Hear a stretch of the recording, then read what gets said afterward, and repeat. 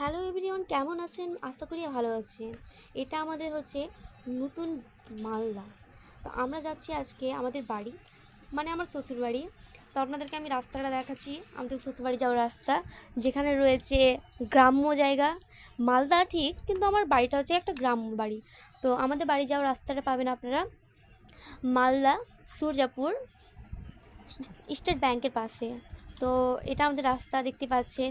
এটা যেহেতু আমাদের গ্রাম্য রাস্তা, ওই জন্যই এরকম অবস্থা, যেহেতু ভালো না অবস্থাটা।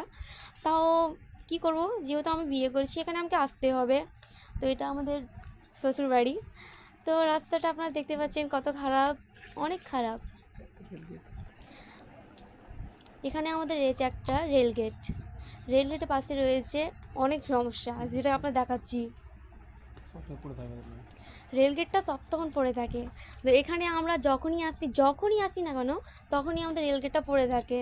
তো আজকে আমরা দেখলাম শ্বশুরবাড়ি যাওয়ার টাইমে সেই রেলগেটটা পড়েই আছে। তো এটার কোনো একটা ব্যবস্থা হচ্ছে না, এতদিন থেকে রেলগেটটা রয়েছে এভাবে। তো এটা সরকার কোনো ব্যবস্থাও করছে না। আমি চাই যে আমাদের রেলগেটটার কোনো ব্যবস্থা হোক। দেখতে পাচ্ছেন কত ভিড়, কত জ্যাম এই রেলগেটটার জন্য। যখনই আমরা যে পার হয়ে রেলগেট দিয়ে, তখনই আমরা দেখি এই রেলগেটটা পড়ে থাকে, কারণ এই রেলগেটের নিচে দিয়ে কোনো রাস্তা হয়নি তাই। ঠিক আছে, বাই। নেক্সট ভিডিওর জন্য আপনারা like and subscribe and comment করবেন। বাই।